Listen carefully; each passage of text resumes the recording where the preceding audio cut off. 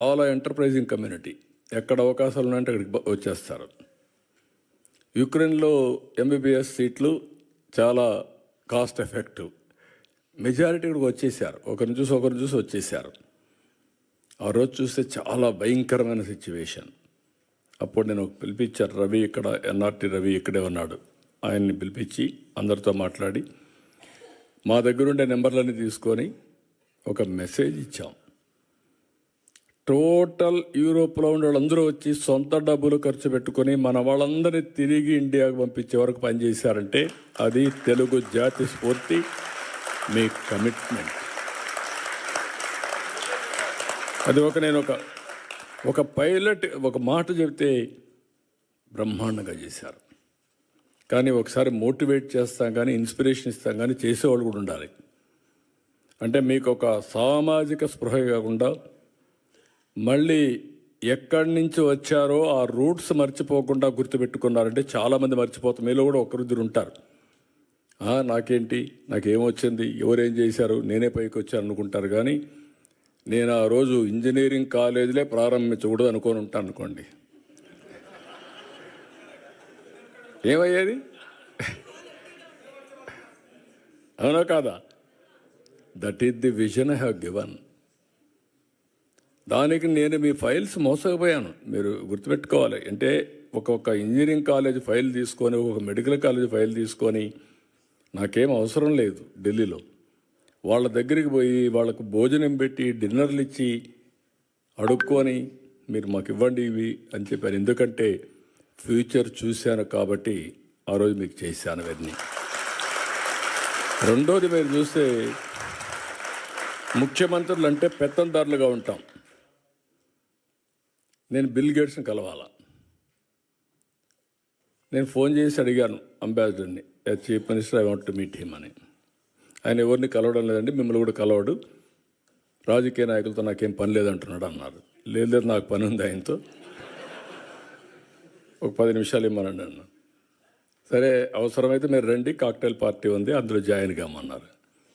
నేను వచ్చి కాక్టైల్ పార్టీకి వచ్చి నెక్స్ట్ డే పేపర్లో హెడ్లైన్స్ వేసి ఈయన కూడా పార్టీలో చేరిపోయాడని. కరెక్ట్ కాదండి, ఓన్లీ 5-10 మినిట్స్ కావాలని చెప్పి అడిగాను, ఇచ్చాడు. దానికి 3 రోజులు ప్రిపేర్ అయ్యాను. ప్రిపేర్ అయ్యి విజన్ డాక్యుమెంట్ విజన్ చేసి ఒకటే మాట చెప్పాను నేను ఆయనకి. నా దగ్గర కూర్చున్నాడు ఇదే మరిగా. 5 మినిట్స్ అన్నారు. నేను స్టార్ట్ చేస్తే ఆయన ఇంకేమీ అబ్జెక్షన్ చేయలేదు. 45 మినిట్స్ వి స్పెంట్. అప్పుడు నేను విజన్ ఇచ్చాను. What is India, what is the strength of India in technology అని. ఈ entire agreed with me.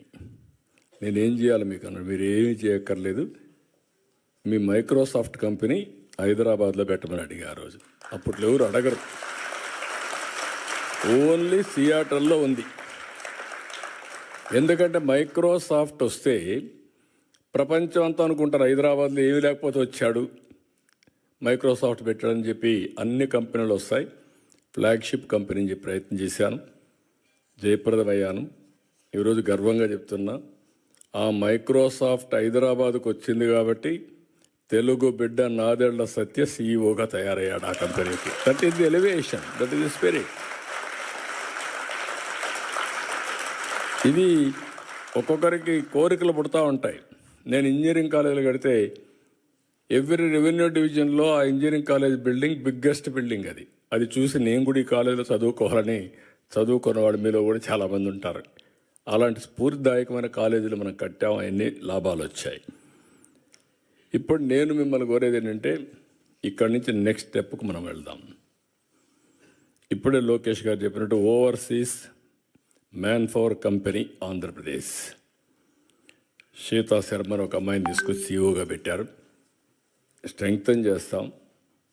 NRT Ravi కూడా ఇక్కడే ఉన్నాడు.